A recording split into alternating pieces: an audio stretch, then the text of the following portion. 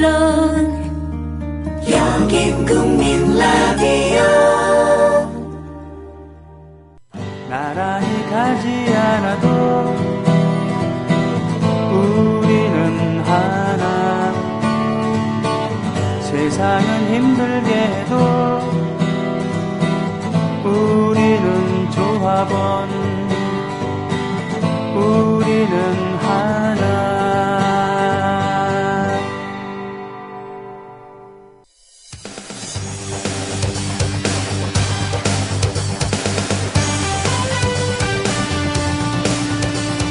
최동호의 스포츠당.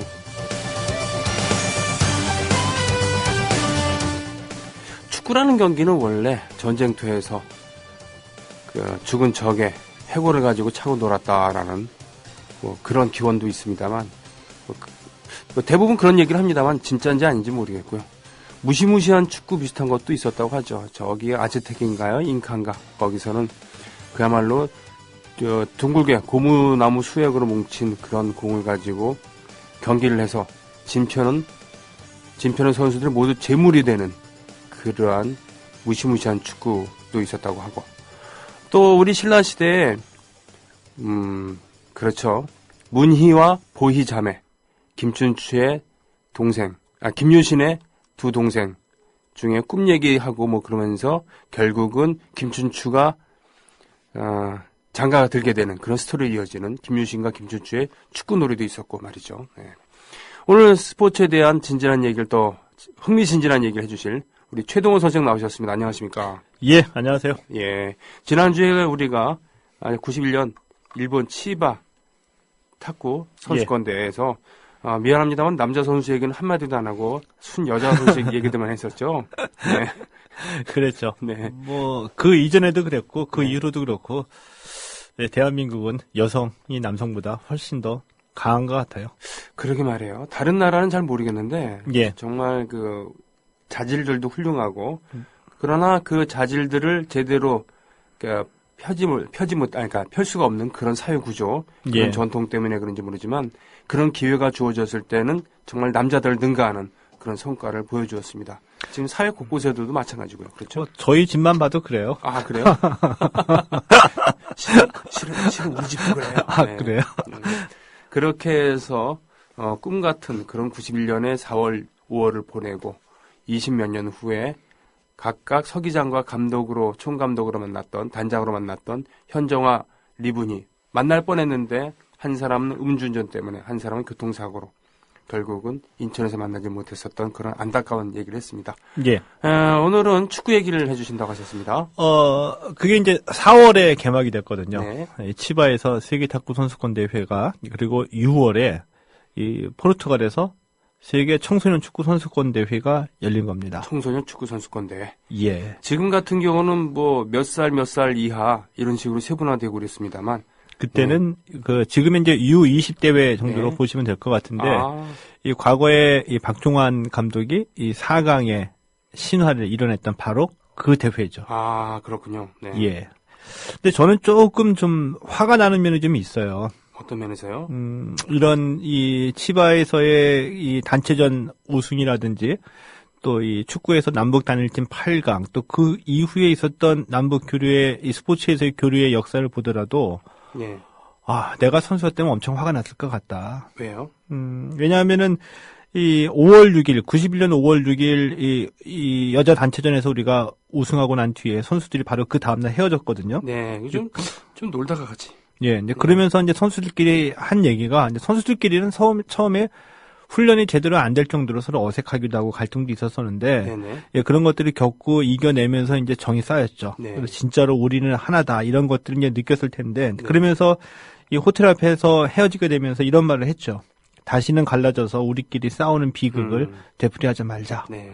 남북한 당국들이 탁구만큼은 단일팀을 계속 이어나갈 수 있게 하자. 네. 상징적인 의미로라도. 예. 네. 했는데, 이게 이제 91년에 일이었었잖아요. 그렇잖아요. 네. 이 뭐 단일팀 되고 하니까 이때 잠깐 남북 관계가, 좋아졌습니다.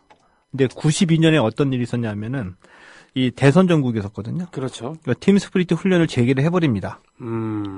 그러니까 북한에서는 이거 팀 스프리트 할 때마다 굉장히 민감한 반응을 보이면서 하는데 네. 밀어붙이죠. 팀 스피리트 훈련이 상륙 작전이기 때문에 예. 그 방어 훈련이 아니란 말이에요. 그러니 예. 북한으로서는 민감할 수밖에 없는 것이죠. 예. 네. 그러더니 북한이 또 93년에 NPT에서 탈퇴를 하죠. 핵 확산 금지 조약. 예. 네. 그래서 그 이후로부터 북한은 굉장히 그 핵카드를 내밀고서 네. 긴장 국면을 조성하게 됐죠. 예. 근데 우리가 간단히 생각을 해보면 이 탁구도 그렇고 축구도 그렇고 뭐 이 불과 대회 개막 뭐 2개월 전에 합의해놓고 한 달 동안은 선수 구성하고 한 달 전에 이제 훈련을 한 거잖아요. 네. 탁구 단일팀 뭐 이 축구 단일팀 만드는 게 뭐가 어렵습니까? 그렇죠. 그냥 하면 하는 거죠. 그렇죠. 네. 그렇죠. 네. 이런 것을 보면 결국에는 지지난 시간에 말씀드렸던 것처럼 70년대, 80년대까지 특히 이제 박정희 정권은 남북한의 그 대립구도, 긴장 국면을 자신의 정권 네, 활용을 한 거고 네. 김일성도 마찬가지였었고 그렇군요. 그 이후로도 90년 이후에 시작된 남북 교류도 역시 정권 차원에서 안보 외교로 활용한 것이다. 그들의 그 활용 속에서 실제로 몸으로 부딪히면서 싸워야 됐던 선수들은 얼마나 그 불편함이라는 게 정확한지 모르겠지만 처음에 이제 불편하죠. 네. 말도 안 통하고 하니까 불편한 것을 겪고 나중에 정이 쌓였는데 그 정을 또 칼로 자르듯이 네. 잘라진 거 아닙니까? 그렇습니다. 그렇게 따져보면은 그 서로 참 애로사항이 있을 것 같아요. 남한 측에서 봤을 때는 북한은 도대체 변하질 않아라는 느낌이 있을 테고 예. 북한에서 봤을 때는 쟤들은 정권 바뀔 때마다 변해갖고 정신이 없네. 믿을 수가 없어. 라는 측면도 있을 테고 말이죠. 그 와중에 스포츠는 도구화되고. 예. 그런 측면이 있었었죠. 네네. 근데 그러면은 이 포르투갈에서 열린 세계 청소년 축구 선수권 대회의 단일팀은 어떻게 해서 만들어졌냐. 네. 그 배경이 또 궁금하잖아요. 네. 여기도 박철원 씨가 나옵니까? 그렇습니다. 학습 효과. 예. 그러니까, 우리끼리 한번 만들어 보자. 이거 결정사항은 똑같습니다. 그러니까, 뭐냐면은, 앞선 시간에 말씀을 드릴 때, 이제, 이 노태우 정권 때의 대북, 밀사, 이 박철원이 이제, 남북 간의 어떤 교류에 관한 그 원칙의 그 합의를 이끌어냈고, 네. 그 이후로 이제 장관급 회담에서 이제 구체적인 사안에 관해서 이런 식으로 가자. 이 원칙을 정하게 되면 그 이후에 또다시 이제 실무위원회가 만들어져가지고 실무위원회가 이제 선수 어떻게 뽑고 이렇게 이제 결정이 된 거였었거든요. 네. 근데 그게 이제 그 91년에 이 제4차 남북체육회담 91년 2월 12일이었습니다. 네. 여기에서 이 남북 단일팀 구성에 관한 합의를 볼 때 일종의 턴키였습니다. 탁구와 축구 동시에 네. 합의를 본 거였었죠. 그런데 탁구는 기본적으로 개인 운동이잖아요. 네. 단체전은 이제 복식도 있긴 하지만 근데 축구는 단체 그렇죠. 운동이잖아요. 네, 때로 해야 되는 건데. 11명이 뛰지만 최소한 16명, 17명까지는 있어야 되고 네. 전술도 있고 네. 조직력도 있어야 되고 네네네. 6월 달에 열리는 거였었거든요. 와.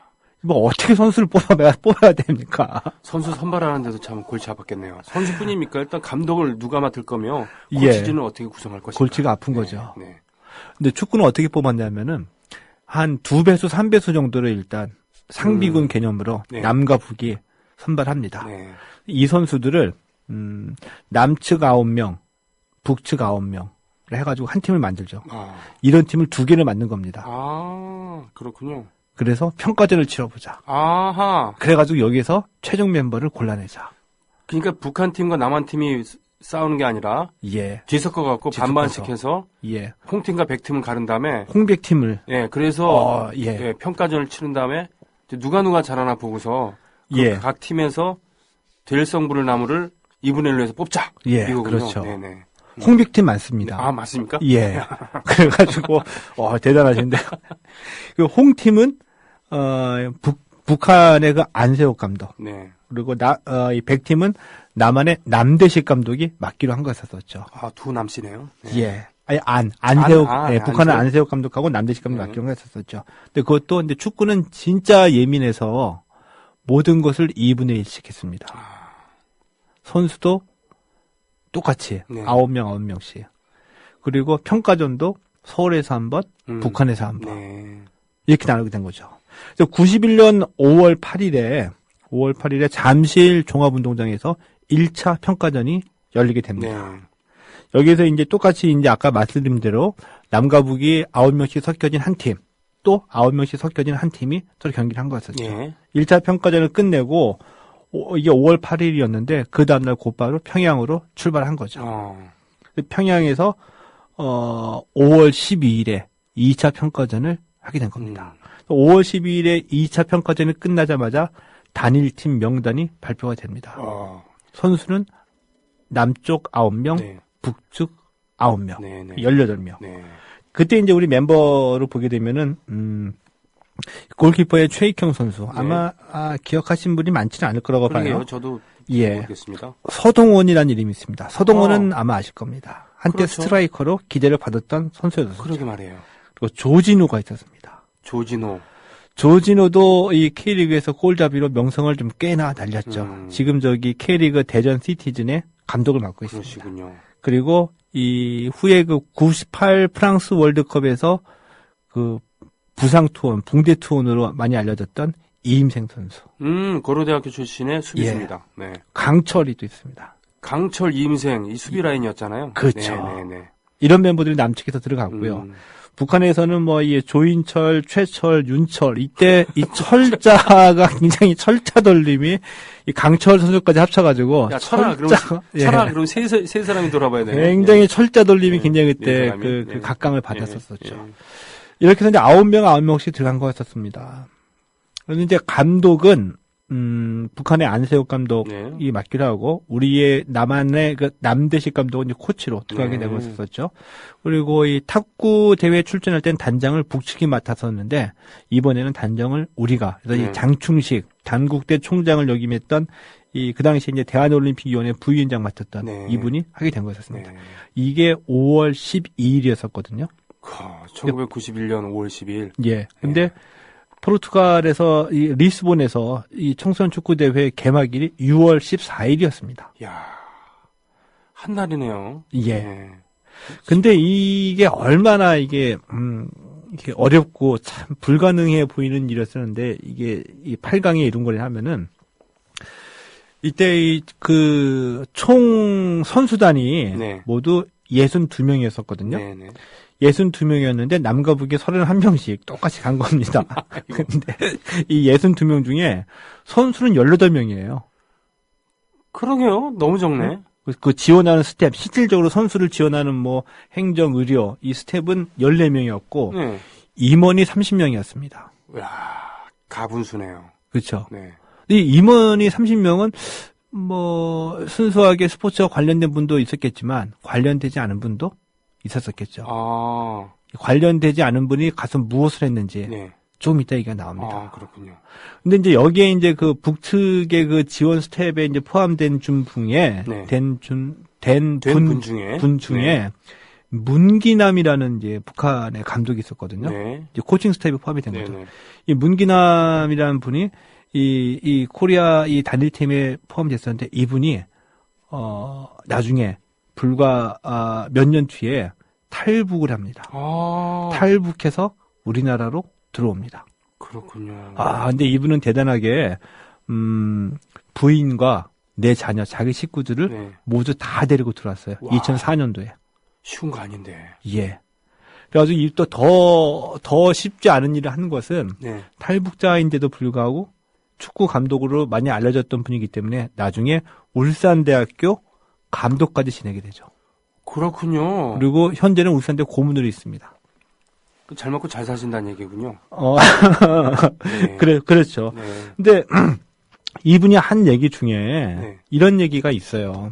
그러니까 이 8강 하고 난 다음에 이제 북한으로 돌아가서 아파트를 받고 이제 잘 살았다라고 얘기를 하는데 이때 이 코리아 팀이 출전해서 세계 청소년 축구 선수권 대회가 열릴 즈음에 남북한이 우리나라는 남북한 유엔 동시 가입을 추진했었거든요. 네, 그렇죠. 네, 북한은 그게 분단을 고착하라고 해가지고 동시가 반대했었죠. 대회 도중에 남북한이 동시에 유엔 가입에 성공을 하게 됩니다. 근데 이분이 이제 나중에 이 남한으로 들어서 한 얘기가 이 북한 측의 임원 중에서는 그 정치 지도원 많이 있었다는 것이었죠. 그래서 대회에 들어가기 전에 남북한이 나뉘어가지고 유엔에 가입하게 되면은 분단이 고착하게 되기 때문에 그래서는 절대 안 된다라는 것들을 남측 선수들에게 널리 알려가지고 포섭을 하도록 해라. 이런 이제 지시를 감독들, 코치들은 다 받았다는 겁니다. 그래서 이제 그때 이제 우리도 이제 남대식 감독이 코치로 갔었고 이제 또 우리 코칭 스태프 중에 이제 최만희 감독, 최만희 감독 많이 알려진 분이죠. 저기 전북 감독을 역임했었고요. 현재는 국가대표 트레이닝 센터 파주 NFC의 이제 센터장이거든요. 최만희 감독이 또 코치로 갔는데 이분이 특히 이제 최만희 감독하고 많이 어울렸습니다. 근데 이분도 뭐 바보가 아닌데 거기서 뭐 그런 얘기 한다고 먹힐 리도 없고. 그럼요. 훈련하기도 바빠 죽겠는데 무슨 남북한 동시가입이 이게 나발이니 그런 얘기 합니까? 이분의 속생각은 어차피 이제 북한이 단일팀 되더라도 이 감시의 눈치가 있기 때문에 편하게 남측 사람들을 만나기가 어려웠었는데 이 핑계 대고서 포섭하러 간다는 핑계 대고서 술 진탕 마셨다 합니다. 아이고. 술 진탕 마셨는데 대회 기간 도중에 동시가입이 됐거든요. 그 이후로 또 북한 측이 그 임원들한테 지시가 떨어졌대요. 동시가입이 됐기 때문에 남측 인사들과 어울리지 말아라. 그래서 그렇게 최만희 감독하고 맨날 그 핑계대고 술 마시고 잘 말이 통했는데 그 다음날서부터 요즘 말로 쌩깐 거였었죠. 뭐 개 같은 경우가 다 있으니까. 최만희 감독이 모를 리가 없잖아요. 그 사정들을. 최만희 감독하고 좀 미안하게 헤어졌는데 자신이 이제 북한으로 들어가고 난 다음에 다시 이제 탈북해서 남한도로 와서 정착할 당시에 최만희 감독이 그렇게 많이 도와줬답니다. 아이고. 그런 이제 인연이 91년 청소년 축구 선수권 대회에서는 이런 인연이 또 딱 튼 거죠. 문기란 감독 같은 경우는 북한에서 아파트도 받고 뭐 잘 살던 그런 분이었을 텐데. 이상 가족이었대요. 일사 후퇴 때 아버지가 어찌어찌 하다가 아버지 혼자 올라만 거였었죠. 당시 아버님이 살아 계셨을까요? 그거는 확인되지는 않았는데 그래서 자신이 이제 축구 때문에 북한에서 대표팀 감독까지 맡고 했었거든요. 그런데 눈에 보이지 않는 차별을 많이 당했다고 합니다. 쉽게 얘기하면 출신 성분 때문에. 그래서 결정적인 그 위기도 있었었는데 그때마다 이제 김정일 또는 지금은 사형된 장성택 등등이 축구 선수, 축구 감독인데 축구만 잘하면 된다라는 그런 어떤 인연이 있어가지고 그때마다 극적으로 살아났다고 합니다. 그랬군요. 뭐 이런 인연이 있었었는데 우리가 이제 드디어 이 선수들을 뽑아가지고 한 달 정도를 남기고 들어가게 된 거였었죠. 근데 이 청소년 축구 선수권 대회 우리가 박종환 감독의 기억도 있습니다. 근데 우리가 이제 코리아 팀으로 출전했는데 이 4팀씩 4개 조로 이제 조별리그를 벌이고 각 조에서 2위 팀끼리 8강에 오르는 거였었거든요. 근데 우리가 어떤 애들과 싸웠느냐 한번 말씀드릴게요. 아르헨티나 그리고 포르투갈 그리고 좀 만만하게 보였던 게 아일랜드였습니다. 야, 만만하게 보일지라도 말이죠. 축구 종주국 옆에 있는 나라 아닙니까? 거친 팀이죠. 거칠겠죠. 아일랜드가 그렇습니다. 켈트족. 그래서 이제 코리아, 아르헨티나, 아일랜드, 포르투갈이 A조에다 4팀이 붙게 된 거였었죠. 근데 1차전 상대가 아르헨티나였습니다. 이 전까지 우리가 아르헨티나가 붙어가지고 한 번도 이겨본 적은 없어요. 그 이후에도 붙어갖고 우리가 뭐 이겨보겠습니까? 그래서 이제 무작정 한번 해보자. 이런 심정으로 나간 거였었죠. 1차전은 이제 91년 6월 16일 새벽 3시에 벌어졌습니다. 한국 시각으로? 우리 시각으로. 이제 리스본에 있는 이제 벤피카 스타디움에 있었었는데. 이거 유명한 데잖아요. 유명하죠. 이때 이제 우리의 전력은, 그러니까 나중에 좀 이따 이제 말씀드리겠는데, 왜 이게 기적이다라고 얘기하는 거는 8강에 올라가는 건 불가능하다고 저는 봅니다. 왜냐하면 우리 팀은 그때 그 당시 이제 한국 축구의 주요 전술이 3-5-2였었거든요. 근데 북한은 4-4-2였었어요. 전술부터가 달랐군요. 그런데 어떻게 한 달 정도 손발 맞추고 거기다가 아까 말씀드렸던 북측에서는 남한에 포섭해라 막 이런 분위기요. 그래서 숙소에서 식사 때만 같이 있고 방도 다 따로 쓴 겁니다. 남한과 북한이. 그런 분위기 속에서 어떻게 팀을 만들어가지고 8강까지 올라가는지 이게 굉장히 불가사의한 일인데 선수들 마음속에는 그렇다고 봐야 되겠죠. 남한 애들이다라고 해가지고 어떤 적대적인 감정은 있을 수는 있었겠지만 우리가 한번 했으니 한번 해보자는 뭐 해야 된다 이런 마음이 있었겠죠. 그야말로 선수들끼리는 말이죠. 선수들끼리는 야 무슨 남북한 동시가입이고 체제고 뭐고 그라운드에서 우리 서로 몸으로 부딪히면서 한번 좀 본때 있게 해야 되지 않겠는가. 라는 생각이 안 하겠습니까? 네, 그렇겠죠. 네. 예. 그래서 이제 1차전 드디어 이제 그 새벽 3시에 네. 이제 열리게 된 거였습니다. 근데, 그때 우리의 수비 라인은 좀 강했어요. 특히 이임생. 강철 이임생은 뭐, 예. 그리고 이태용. 그 당시 이제 대구대 출신의 이태용. 또 강철. 그리고 맨 그 공격에 투톱으로 내세웠거든요. 네. 서동원과 북측의 최철이었었습니다. 서동원 참 좀 아까운 선수예요. 아깝죠. 예. 그만큼 가능성이 돋보였던. 피지 못하고 예. 그냥 져버렸죠. 하지만 청소년 시절엔 정말 빛나는. 예. 그래.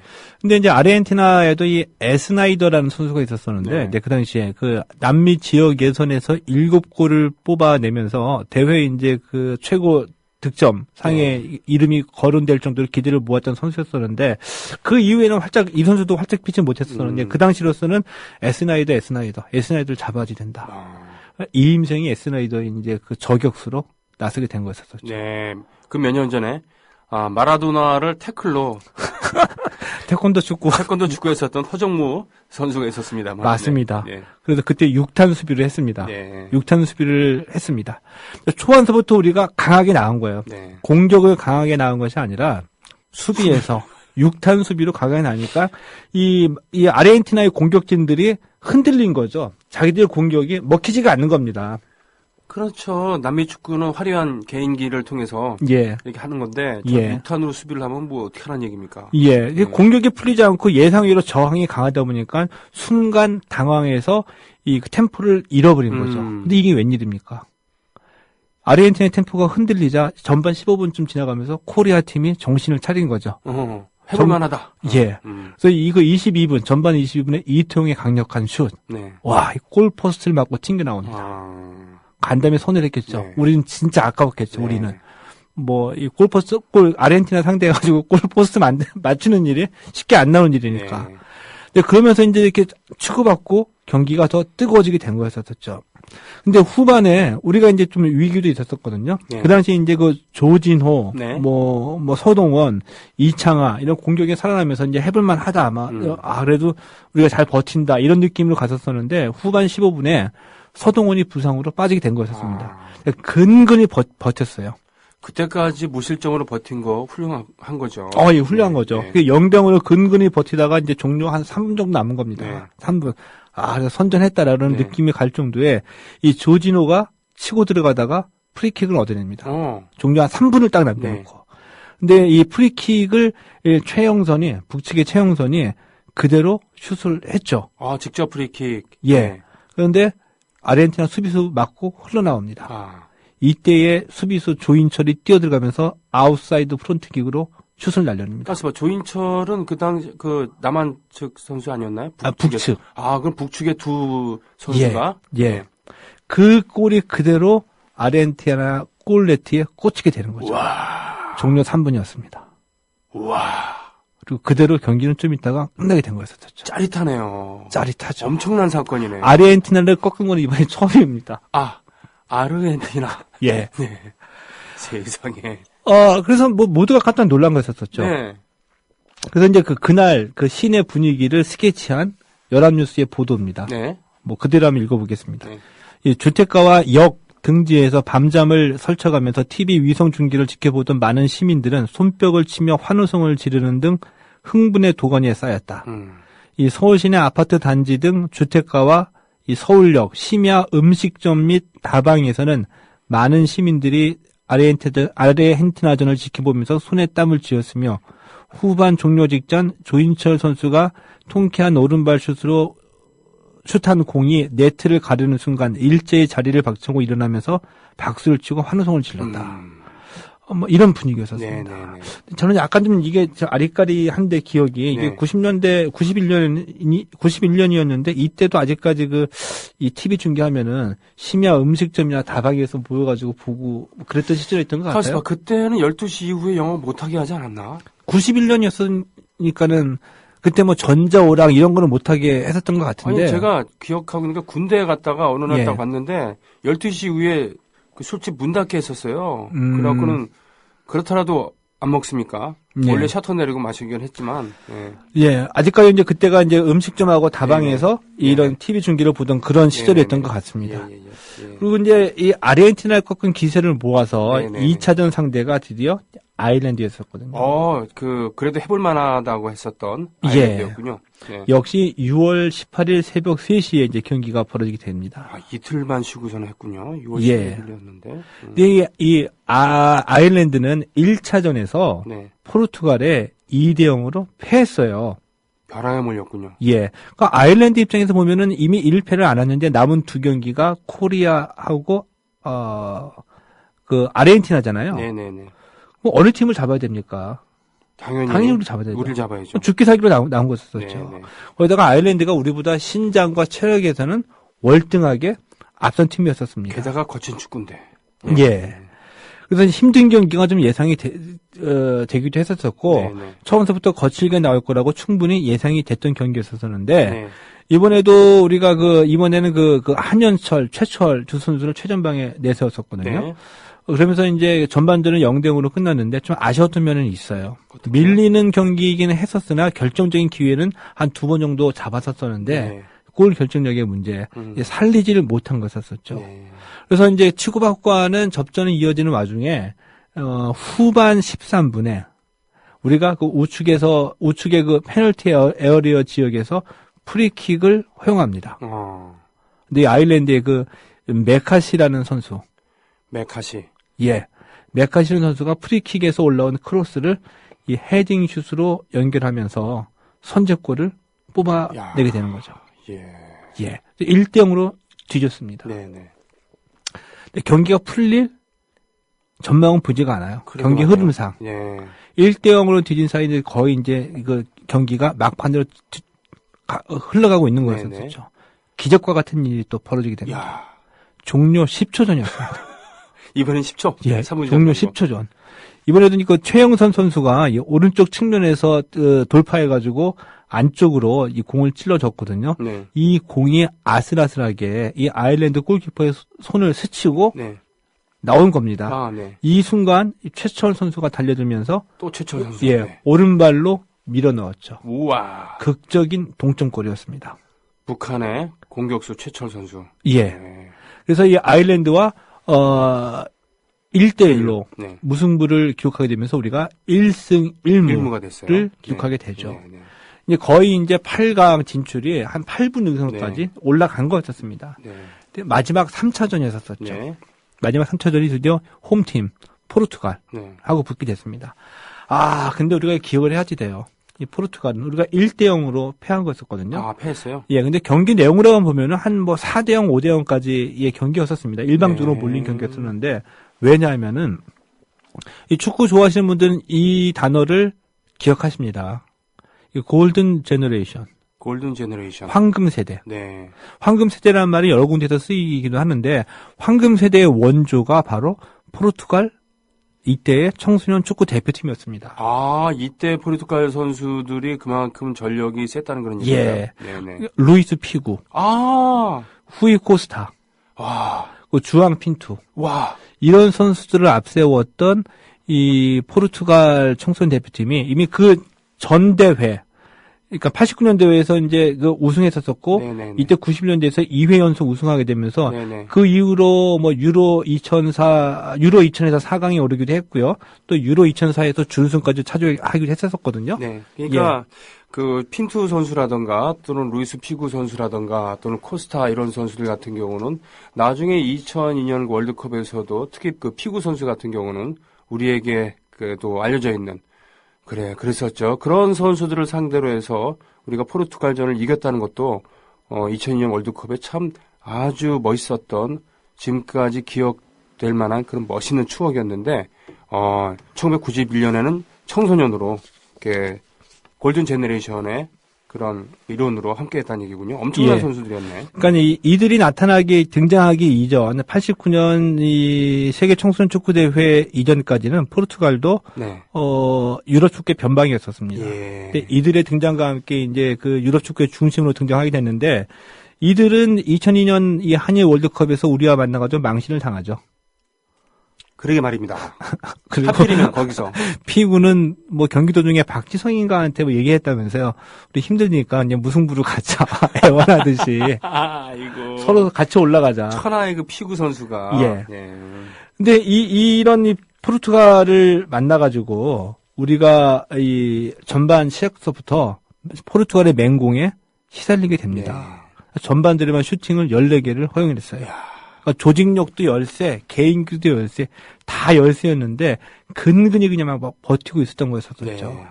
전반 39분에 그 결승골 한 골을 내주게 되거든요. 네. 이게 이제 어떻게 보면 약간 억울한 면이 있어요. 그러니까 어떡해요? 우리 골키퍼가 최익형 선수였었거든요. 네. 그러니까 최익형 선수도 시간을 좀 끄는 겁니다. 왜냐하면은 포르투갈 너무 세니까 네. 무승부로 가는 것을 목표로 해가지고 네, 네. 다 이제 시간을 좀 흘려 보내야지 되잖아요. 네. 최익형 선수가 이 볼 캐치를 하면서 포르투갈 선수가 부딪혀서 넘어졌거든요. 네. 많이 아팠겠죠. 예. 너무 아픈 표정 지으면서 계속 그냥 일어나지 않은 거였었죠. 예, 뭉개고 있으니까. 헐리우드 액션으로 네네. 이 간접 프리킥을 준 겁니다. 그랬군요. 골대 바로 앞에서. 네. 근데 이게 공이 기가 막히게 들어가요. 왜냐하면은 이 페널티 아웃 지역 바로 그 근처였었거든요. 네네. 그러니까 이제 위험하니까 우리 선수들이 다 몰려와가지고 다 벽을 친 겁니다. 네. 근데 거리가 너무 가까우니까 각도도 안 나오고 공을 차기가 힘들었었는데 네. 그때 이제 그 포르투갈의 이제 토레스 선수가 네. 피인토가 이거를 가볍게 띄워줬고 토레스가 슛으로 연결합니다. 그러면서 우리 골레티를 흔들어 버린 거죠. 네. 그렇군요. 이 결승골을 내주면서 우리가 1대0으로 패하게 됐는데 공격 내용으로 보면은 그러니까 그때는 뭐 압박이라는 말이 뭐 이렇게 자주 쓰여지지는 않았을 때였었는데 네. 워낙 타이트하게 붙어가지고 1대1로 타이트하게 붙어가지고 압박하고 막다 보니까 우리 선수들이 미드필드에서 공격적으로 공이 제대로 뻗어 나가지를 못할 정도였었어요. 자, 여기서 그러면 축구 용어로 압박이라고 했을 때, 어떤 걸 얘기하는 겁니까? 상대가 자유롭게 자기가 하고 싶은 대로 네. 플레이하지 못하게, 저지하는 하는 거였었죠. 예. 그런가요? 그 공간을 내주지 않는다는 얘기인가요? 그렇죠. 그러면 예. 상당히 상당히 좀 그 상대 진영으로 많이 가 있어야 되겠네요. 상대 진영으로 가 있기도 하고, 미드필드에 있어서부터, 네네. 그러니까 올라온다라고 이제 표현하거든요. 네. 상대 진영으로 올라가가지고, 네. 그들이 공격에 들어왔을 때 막는 것이 아니라 공격 자체가 원천적으로 나가지 못하게 봉쇄를 하는 거였었죠. 공 갖고 있는 선수뿐만이 아니라 축구에서 공 갖고 있는 선수가 중요하지만 네. 그보다 더 중요한 것은 패스를 받을 선수가 움직임이 활발해야지 공 줄 때가 많거든요. 그렇죠.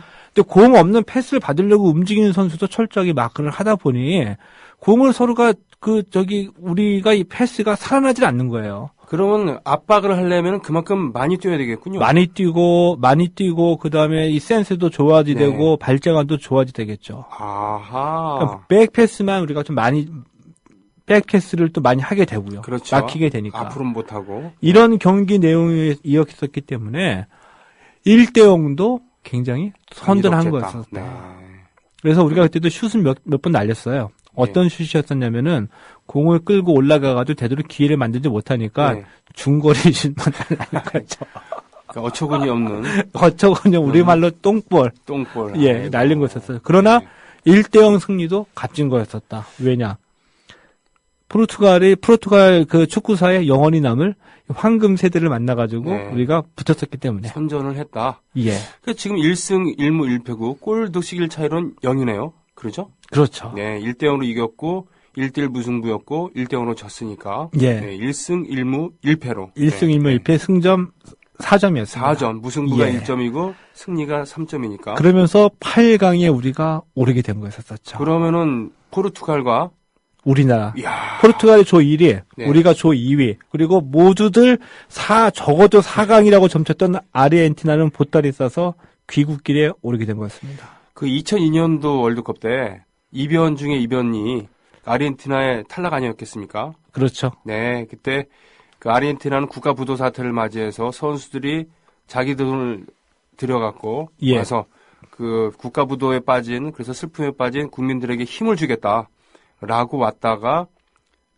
예선 통과를 못하면서 바티스투다 같은 선수가 그 그라운드에서 엉엉 울었잖아요. 예, 그랬죠. 정말 그 가슴이 아픈. 예. 더군다나 잉글랜드전에서 말이죠. 예. 철천지 원수잖아요. 잉글랜드랑 아르헨티나는 그 포클랜드 전쟁이 있었고. 그 월드컵 초창기서부터. 네. 게다가 그러니까 그런 상태에서 우는 게 너무너무 좀 가슴이 아팠거든요. 야, 예. 다른 나라 몰라도 아르헨티나는 좀 잘 됐으면. 응? 우리 동병상련 있잖아요. 우리도 IMF 있고 그래서. 예. 네, 그랬습니다만 그때도 아르헨티나가 떨어졌군요. 예. 네. 우리한테 패한 것이 결정적인 그러게 말이에요. 아픔이었었죠. 네. 그러니까 우리는 뭐 이 포르투갈에 이어서 2위 그리고 아르헨티나를 꺾었다. 분위기 확 달아오르죠. 산 거였었죠. 네. 8강전에 올라간 겁니다. 8강에 올라가서 8강전을 벌였는데 네. 아 이게 웬일입니까? 8강전 막상대가 바로 브라질이었습니다. 이런 우라질. 예. 8강전 토너먼트부터는 이제 경기 장소를 바꿔가지고 리스본에서 이제 포르투로 옮겼습니다. 네. 포르투 이제 안타스라는 경기장에서 이제 열리게 되는데 네. 이 브라질을 만났는데 뭐라고 해야 될까요? 포르투갈 황금 세대보다 더 어려웠습니다. 브라질인데. 예. 그래서 경기 무참히 깨졌습니다. 네. 5대1로 깨졌습니다. 5대1로 깨졌는데 그래도 1점은 넣었네. 예. 이건 설명드릴 게 없어요. 그냥 골 난 시간만 말씀을 드릴게요. 네. 아이고. 전반 15분. 네. 브라질이 마르키뇨스 선수에게 선제골 내줍니다. 네. 근데 대단했어요. 15분에 내주고 전반 40분에 이 최철, 네. 북한 측 선수의 최철이 헤딩으로 동점골을 뽑아냈죠. 아이고, 분위기를 그래도 그때 1대1로 몰고 가는 그런 분위기였네요. 예. 네. 근데 40분에 골 넣고 난 다음에 약간 흥분했습니다. 네. 우리가. 동점으로 만들었으니까. 네. 불과 1분 뒤에 41분에 브라질의 엘버에게 또다시 골을 허용하죠. 그렇군요. 이 전반전 21분이었었고요. 전반전이었었고 네. 2대1. 후반 3분 만에 엘버에게 또다시 골 내주고 이거. 후반 10분 또 다이아르가 페널티킥 성공하고 후반 25분에 엘버 또 추가골 터뜨립니다. 엘보가 그러면 해트트릭입니다. 그러면은 그 이후에 20몇 분 동안 추가 실점을 안 한 것만 해도 참 고맙네요. 예. 그러니까 뭐 거의 뭐 이제 조금 심심하다 싶으면은 골 계속 나온 거죠. 네. 5대1이었으니까. 네. 그러니까 뭐 별다른 설명 드릴 것도 없고 뭐 조직력, 개인기 모두 다 뒤졌다. 역부족이었다. 이렇게 봐야지 되겠죠. 그러고 보면 참 그 8강까지 온 거는 기적이었네요. 기적이었습니다. 어떻게 보면은 그 선수 그러니까 대표팀 소집하기 이제 얼마 안 됐으니까 아르헨티나도 정신 못 차리고 있을 때 투지 갖고 덤벼갖고 우리가 이겼다. 그런 다음에 그 투지 가지고 8강까지 진출했는데 그 다음부터는 실력이니까 브라질 같은 팀은 항상 그렇잖아요. 처음에 헤매다가 그 경기를 거듭하면 거듭할수록 살아나는 그런 팀 아니었겠습니까? 그렇죠. 네. 예. 그런데 맞습니다. 네. 그런 걸 쓰는데 근데 제가 이 8강이 기적이다라고 말씀을 드렸던 이유는 8강을 뭐 올라갈 수 없는 실력이었기 때문에 이 기적이다라는 뜻이 절대로 아니고요. 네. 이 축구에서 무엇보다 뭐 개인기도 중요하고 이 전술, 조직력이 중요한데 대회 개막 불과 한 달 전에 팀을 만들어 가지고 훈련에 들어간 거였습니다. 그래서 선수 기용에서도 남북 동수였었거든요. 네. 근데 이게 말이 됩니까? 이래가지고 부상으로 빠진 선수 집어넣을 때 A 선수를 넣어야 되는데 A 선수가 북측이라는 이유 때문에 북측의 이기 때문에 네. 북측의 이 신경을 건드리지 않으려고 C 선수를 넣는 겁니다. 그리고 임원들이 너무 많았었죠. 그렇죠. 그 정치와 관련된 네네. 그 정치 조직원들이 와가지고 호텔에서 식사할 때만 남북한 선수가 같이 만났었었고 애초에는 남북 선수를 한 방에 넣자라고 했었었는데 가서 네. 보니까 그게 안 되는 겁니다. 그래서 예를 들면 4층은 남측, 3층은 북측 해가지고 따로 놀게 된 거죠. 아이고. 그 북측은 우리 선수하고 어울리지 못하게 했다 그래. 왜냐하면 호텔에서 자유시간에 우리는 그냥 나갔다 올 수 있잖아요. 마음대로. 네. 근데 북측은 나가지 못하게 통제를 하잖아요. 네. 이런 상황 속에서 선수들이 그 경기 뛰면서 어떻게 하나가 된 팀을 만들 수가 있겠습니까? 아니 그 포지션이 명확한 밴드라고 하더라도 음악을 할 때 말이죠. 예. 밴드가 밴드답게 움직이려면은 세션이 아니라 반주가 아니라 그야말로 화학작용을 일으키려면은 연습장에서만 만나면 안 돼요. 그렇죠. 밥 같이 먹고 술도 같이 먹고 뭐 그래야 되거든요. 예. 그래야지 그 밴드라는 그런 이름이 붙는 거지. 안 그러면은 어설픕니다. 예, 근데 네. 그런데 그 밴드가 네. 뭐 유로비전 송 콘테스트에 나가가지고 네. 8강에 올라간 거예요. 그래서 저는 기적이라고 보는 거죠. 그 힘은 뭘까요, 도대체? 분단의 설움일까요? 저는 이제 그게 이제 말씀하신 이제 분단의 설움, 그리고 네. 우리가 이렇게 만났기 때문에 무언가 하나는 해야 되지 않겠나? 해야 된다. 네. 이런 데 정식적으로 이 조별리그를 통과한 거였었는데, 역시, 그 고수들끼리 모인 토너먼트, 더군다나 상대 브라질을 상대로 해서는 그런 정신력만으로는 한계가 있었다라고 봐도 되겠죠. 그렇겠죠. 그리고 사실은 우리가 현대 축구에 눈 뜨게 된 거는 그때만 해도 현대 축구에 제대로 눈을 뜨질 못했잖아요. 예. 해외 경험을 쌓은 그런 지도자나 선수도 거의 없다시피 했었고 말이죠. 예, 그렇죠. 근데 이게 91년도에 이 탁구와 축구의 남북 단일팀, 네네. 이제 46년 만에 처음으로 이제 만들어진 단일팀이었었거든요. 네. 엄청난 의미가 있다고 봅니다. 왜냐하면은 그 이전까지는 국제 무대에서 만나면 서로가 서로를 반드시 이겨야 되는 라이벌. 불구대천의 원수 비슷한 느낌이었죠. 그렇죠. 네. 그런 거였었는데 이때서부터 이제 이 남북한 선수들이 해외에서 서로 만나게 되면 네. 약간씩 태도가 달라지기 시작했습니다. 네. 대표적으로 96년에 애틀란타 올림픽이 열렸었잖아요. 네. 여기서 북한의 여자 유도 선수 개순이 아, 일본의 다무라 료코를 일본이 그렇게 자랑했던 다무라 료코를 꺾고서 금메달 차지했죠. 와, 그거 저 기억하는데요. 그렇죠. 다무라 료코 선수는 연전 연승을 했었던 예. 영양급에 있어갖고는 대단한 그때 머리 스타일 이게 쪼매갖고 나왔잖아요. 좀 나왔는데 그 다무라 료코를 그야말로 고양이 앞에 쥐처럼 꼼짝 못하게 만들었어요. 그렇죠. 네, 들었다 놨다 했습니다. 그 개순이가. 다무라 료코하고 결승전 할 때 네. 그때 우리 미국 교포들이 개순이 선수를 응원했었거든요. 네. 그 이전까지는 이거 상상 못했었습니다. 그렇죠. 북한 선수 응원하는 거. 그리고 네네. 그 이후서부터 그 한반도기가 등장했었습니다. 네네. 그래서 개순이 선수가 금메달 따고 인터뷰할 때 깜짝 놀랄 만한 얘기를 합니다. 뭐라고요? 남측 동포들의 성원에 감사드립니다. 으아. 이게 왜 어떻게 보면 당연한 건데 네. 이게 왜 대단한 거냐면은 우리가 이 스포츠당에서 일찌감치 말씀드렸던 72년 미넨 올림픽에서 네. 북한의 그 이상호 선수인가요? 북한의 그 사격에서 금메달 네네. 땄던 북한 선수가 리호준 선수. 네네. 북한의 리호준이 미넨 올림픽에서 사격에서 금메달 세계 신기록 600점 만점에 599점 쏘고 난 다음에 금메달 따고 난 뒤에 인터뷰할 때 적의 심장을 겨누는 심정으로 쐈습니다. 이렇게 얘기했잖아요. 그래요. 그리고 다른 대회에서 석일산 선수가 금메달 땄을 때도 그렇습니다. 미제에 어쩌고저쩌고 이러면서. 예. 네. 이게 이 90년 남북 단일팀 이후에 변화가 조짐이 된 것이었었죠. 그렇군요. 예. 그리고 이 남북 교류의 대표적인 사건이었었던 이후에 남북 단일팀 이후에 2002년 시드니 올림픽에서 남북 동시 입장 등등이 이루어지기는 했으나 앞서 말씀드렸던 대로 그 정치적 의사결정으로 이루어진 남북 스포츠 교류의 한계점으로 네. 인해서 지속적이지 못하고 민간천에서의 지속적인 교류가 이루어지지 못하고 네. 이 남북한의 어떤 그 정권 차원에서의 이해관계 속에서 급속히 냉각됐다가 또 다시 급속히 또 만들어지기도 하는 네. 이런 퍼포먼스에 그쳤다는 점은 분명히 아쉬운 점이라고 우리가 지적을 해야지 되겠죠. 그라운드에서 또는 탁구대에서 그렇게 선수들은 자신의 기량을 다 해서 자신의 원래 갖고 있는 그런 스포츠적인 역량 플러스 열정까지 더해서 젊은 선수들에게 땀을 빼고 그랬는데 그리고는 우리가 헤어져도 앞으로 탁구만큼은 계속 단일팀을 했으면 좋겠다라고 강력히 주장하기도 했었는데 그거를 결국은 어른들 그리고 정치권에서 받아안지 않았다는 그런 얘기입니다. 그렇죠? 예. 그래서 이제 90년대 이 대표적인 키워드로 이 남북 교류와 세계화를 들었는데 네. 남북 교류의 대표적인 이 사건이라고 할까요? 네. 이 탁구와 축구에서 남북 단일팀 말씀을 드렸고요. 네. 다음에는 이제 세계화의 대표적인 사건으로 이 월드컵 유치를 한번 얘기를 해볼까 합니다. 월드컵 유치. 예. 2002년 월드컵 유치. 그러니까 김우중 회장이 88년에 대한축구협회장을 맡았다가 물러나게 됩니다. 그래서 93년에 축구협회장을 정몽준 축구협회장이 등장하죠. 네네.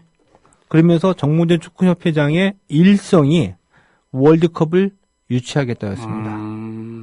근데 그 당시에 우리 느낌은 어땠을까요? 그럼 한번 해본 소리겠구만. 꿈 같은 얘기네. 꿈 같은 얘기네요. 예.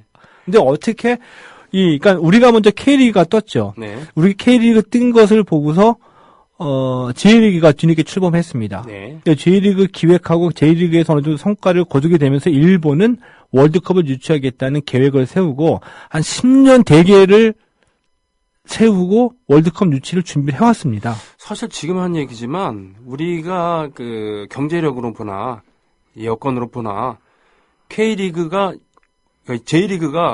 K리그 다음에 왔다는 것은 좀 이상해요. 반대로 보면은 우리가 너무 일찍 시작한 거 아닌가. 그게 이제 바로 한국식이죠. 한국식. 그 정치적인 의사결정. 네. 이 프로야구 출범도 정권이 만들어 붙인 거잖아요. 그야말로 대표적인 3S 정책. 네. 예. 전두환이 시구를 했잖아요. 개막전에서. 예. 그리고 그때 뭐 급조해갖고는 전에 우리가 스포츠당에서 프로야구 얘기를 했었습니다만 혜태 같은 팀은 진짜 그 팀 최소한의 그런 인원도 예. 없어서 뭐 타자 겸 투수가 있었고 그리고 MBC 청룡 같은 경우는 타자 겸 선수 겸 감독이 있었고 예. 3위 슈퍼스타즈는 참 이름도 그렇습니다만 유니폼 하며 개막전에 등장했을 때 망토 걸치고 나왔습니다. 예? 양승관 선수 빼놓고는 어디서 듣보잡들만 모였었고 참 미안한 얘기입니다만 예. 이름도 참 감사용, 금광옥 예. 예, 그래서 참 희귀성 씨들 처음 들어보는 선수들 왔었지만 그래서 박민규 씨가 3위 슈퍼스타즈의 마지막 팬클럽이라는 소설에서 참 감회 어린 시선으로 그 딸을 묘사하고 그랬습니다만 사실 프로야구를 출범시킬 수 있는 상황이 아니었고 예. 선수들도 프로의 자세가 덜 돼 있었으며 연봉 또한 처우도 열악했었고 말이죠. 그러니 그 후에 몇 년 후에 최동원 선수가 선수 노조를 하겠다고 나서기도 하지 않습니까? 예. 축구는 오죽했겠습니까? 아무리 축구가 공 하나 갖고 하는 거지만 일본이야말로 경제력 탄탄했었고요. 그리고 인구도 많았고 저변도 많았을 텐데 K리그보다 늦게 출범을 이렇게 했어요. 했죠. 그러면서 88 올림픽 때 나고야가 블루를 삼켰으니까 서울한테 이번에야말로 월드컵 유치에 성공하겠다라고 게다가 10년 대계 일본인스러운 그런 계획적인 계획을 세워서 말이죠. 그렇게 했는데 이거 어떻게 된 겁니까 도대체? 우리로서는 2연타석 홈런이었었고요. 네. 그러니까 88 올림픽도 나고야가 먼저 뛰어들었죠. 그렇죠. 우리 뒤늦게 다 된 밥상에 숟가락 올려놔서 우리 것으로 갖고 왔었죠. 네. 그래서 일본도 이 2002년 월드컵을 10년 대계를 세워가지고 준비를 해왔던 겁니다. 네, 네. 근데 어느 날 갑자기 정몽준 회장이 등장하게 되면서 네. 월드컵 유치하겠다라고 선포를 해버렸고요. 네. 그 이후로 우리는 또 얼마 남지 않은 시간이었는데 네, 네. 짧은 시간 동안에 유치 작전에 뛰어들어서 결국에는 공동 개최로 이끌어 냈었죠. 그렇군요. 사실 88 올림픽 나고야 개최 같은 경우도 서울 개최 같은 경우도 대역전을 이룬 거였잖아요. 대역전이었고 이게 참 뭐라고 할까요? 이게 우리가 흔히 얘기할 때 역사는 되풀이 된다 뭐 이런 네. 얘기를 하기도 하는데 네.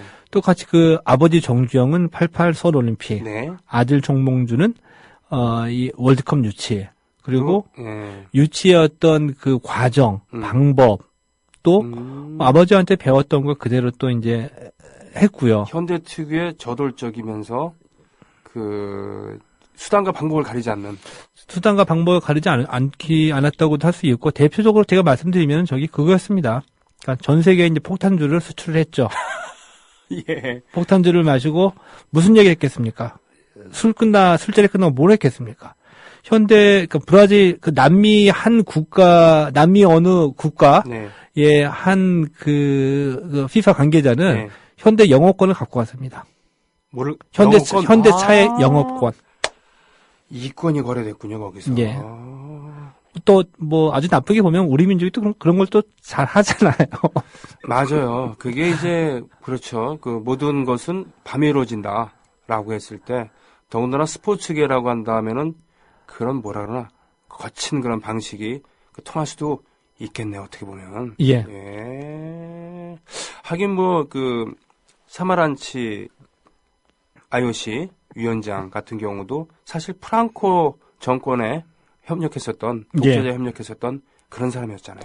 그런 분이었고, 사마란치가 개인적으로 하던 이 사업이 파산했을 때에, 네. 우리가 다 도와줬죠.